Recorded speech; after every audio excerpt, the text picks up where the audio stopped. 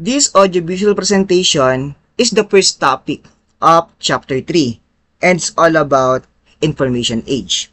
So for the first part, it's all about specific issues in science, technology, and society.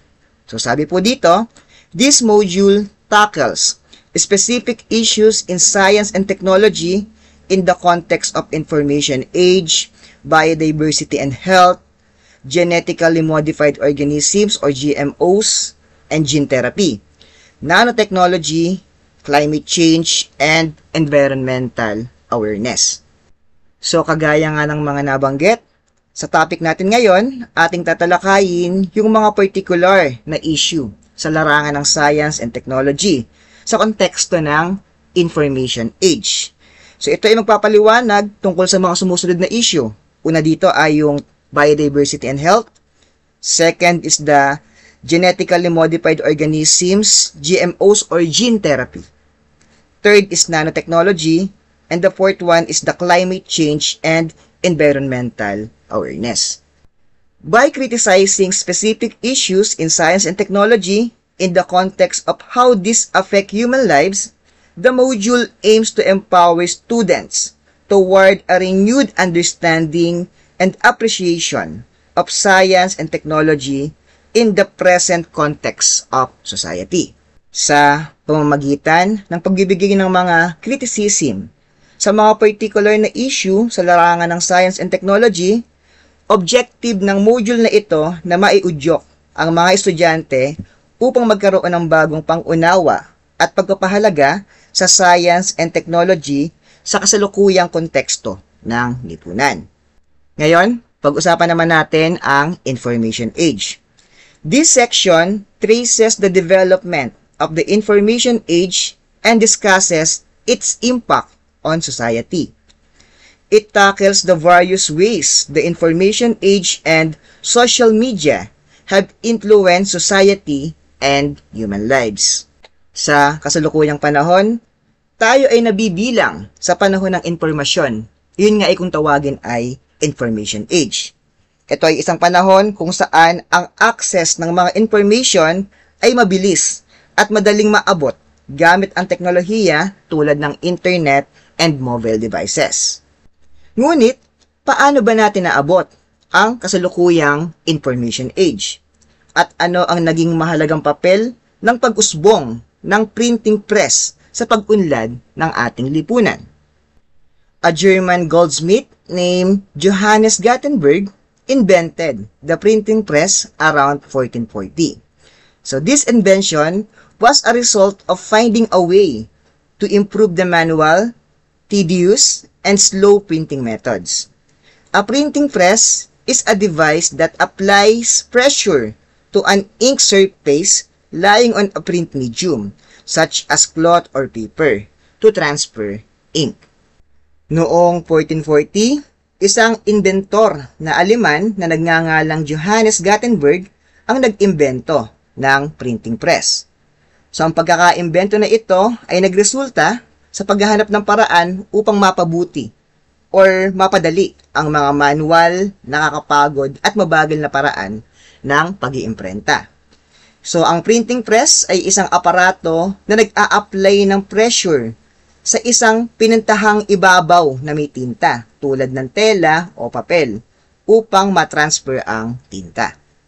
Gutenberg's hand-mold printing press led to the creation of metal movable type. Later, the two inventions were combined to make printing methods faster and they drastically reduced the cost of printing documents. So, ang hand-mold printing press ni Gutenberg ay nagdulot ng pagkakalikha ng metal movable type.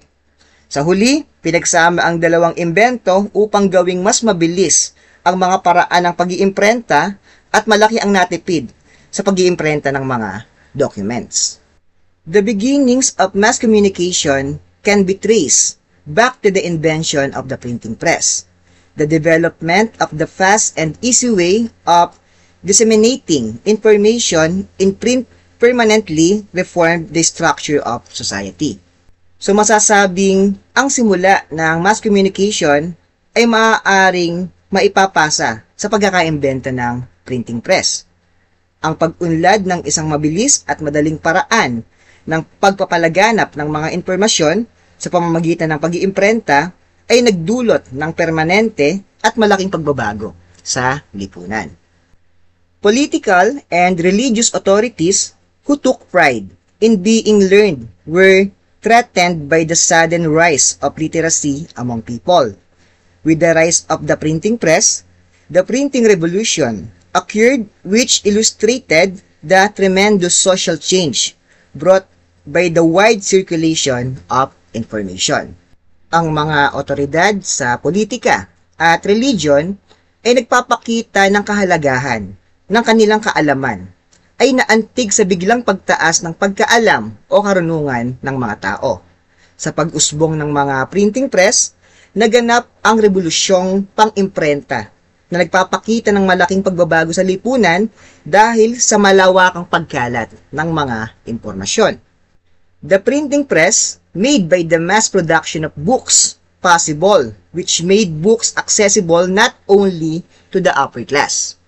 So dahil sa pagkakaroon ng printing press, naging posible ang malawakang produksyon ng mga aklat na siyang nagbukas ng mga oportunidad para sa iba't ibang uri ng tao na magkaroon ng access sa mga ito. Hindi na lamang limitado sa mga nasa matataas na antas ng lipunan ang pagkakaroon ng access sa mga aklat. Sa pamamagitan din ng mass production ng mga aklat, nagkaroon ng pagkakataon ang mas maraming tao na makabasa at magkaroon ng kaalaman na dati hindi nila maaaring maabot.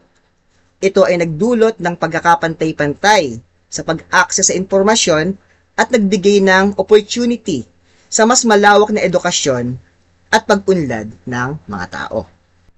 As years progress, calculations became involved in communication due to the rapid developments in the trade sector. Back then, people who compared actuarial tables and did engineering calculation served as computers.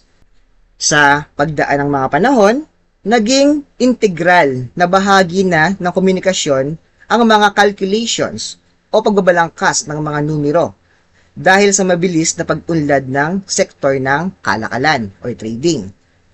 Noong mga panahong iyon, ang mga taong gumagawa ng mga detalyadong mga bilang at mga pagsusuri sa mga gawaing engineering ay naglalaro ng mahalagang papel bilang computers. Ang kanilang tungkulin ay hindi lamang limitado sa simpleng pagbibilang, kundi pati na rin sa pagsasagawa ng mga calculation at pag-aanalisa ng mga datos upang makatulong sa mga proyekto at desisyon sa larangan ng engineering. During World War II, the Allies, US, Canada, Britain, France, USSR, Australia, etc., countries that oppose the Axis powers. So the Axis powers are Germany, Japan, Italy, Hungary, Romania, and Bulgaria were challenged with a serious shortage of human computers for military calculations. So noong panahon ng ikalawang digmaang pandaigdig, ang mga puwersang nagkakaisa, tulad ng nabanggit kanina, Estados Unidos, Canada, Britanya, Pransya, Soviet Union, Australia, at iba pa ay nakaharap sa malaking suliranin sa kakulangan ng mga taong may kakayanan sa military calculations. Ang mga bansang ito ay nagtutol sa mga Axis powers tulad ng mga Alemanya, Hapon, Italia, Hungaria, Romania, and Bulgaria. Sa konteksto kasi ng digmaan, ang mga military calculation ay mahalagang bahagi ng pagpaplano at pagdedesisyon sa mga operasyon at strategy ng mga puwersang militar. Ito ay kinakailangan upang matiyak ang tamang paggamit ng mga resources, pagtataya ng mga puwersa ng kalaban, at pag-aaral ng mga posibleng kahihinatnan ng mga aksyon. When soldiers left for war, the shortage got worse. So the United States addressed the problem by creating the Harvard Mark I, a general-purpose electromechanical computer that was 50 feet long and capable of doing calculation in seconds that usually took people hours. At kapag umaalis ang mga sundalo para sa digmaan, ay lalo pang lumalala ang mga kakulangan. Kaya't binigyang solusyon ng Estados Unidos ang problema sa pamamagitan ng paglikha ng Harvard Mark I. Ito ay isang pangkalahatang gamit na electromechanical computer na may habang 50 feet at kayang gawin ang mga kalkulasyon sa loob lamang ng ilang segundo, na karaniwang tumatagal ng oras kung tao ang gagawa ng kalkulasyon. At the same time, Britain needed mathematicians to crack the Germans' Navy's Enigma code. The Enigma was an enciphering machine that German armed forces used to securely send messages. Sinasabi dito na nangangailangan ang Britanya ng mga mathematician upang mabasa ang Enigma code ng hukbong pangdagat ng mga Alemanya o Germans. Ang Enigma ay isang aparato na ginagamit ng mga armadong puwersa ng German noong World War II upang magpadala ng mga mensahe ng ligtas at may seguridad. Ito ay isang kagamitan sa komunikasyon na ginagamitan ng mga codes upang mabigyang proteksyon ang mga impormasyon na ipinadadala.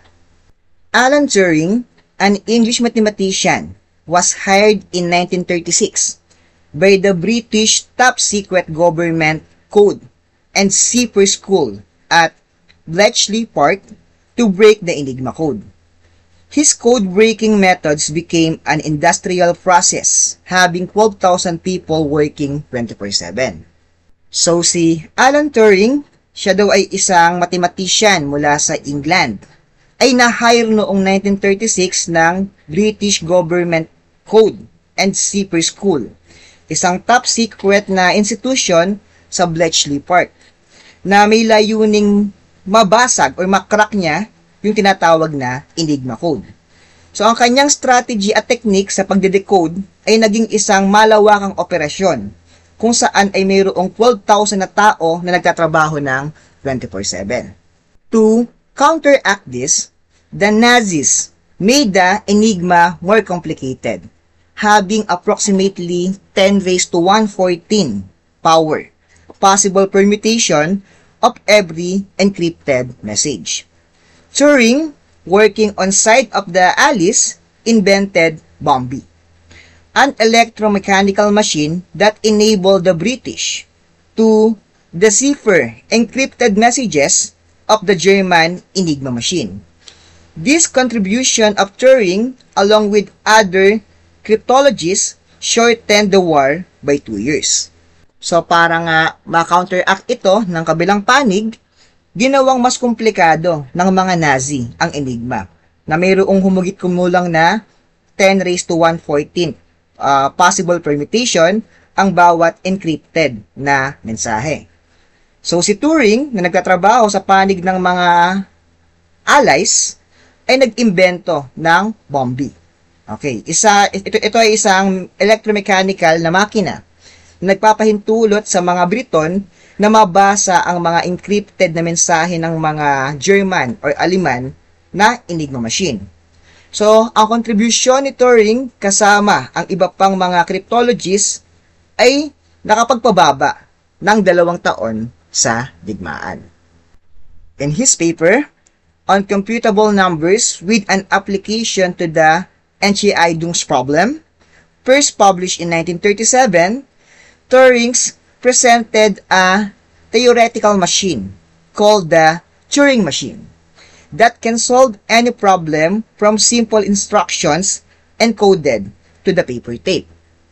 At ayon sa kanyang documents na On Computable Numbers with the Application to the Enchei-Dung's Problem, na unang nailathala noong 1937, ipinakilala ni Turing ang isang theoretical machine na tinawag na Turing machine.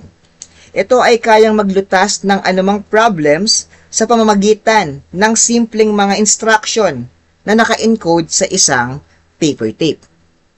He is also demonstrated the simulation of the Turing machine to construct a single universal machine. This became the foundation of computer science and the invention of a machine later called a computer that can solve any problem by performing any task from a written program. Ipinakita rin niya ang simulation ng Turing machine upang makabuo ng isang universal machine.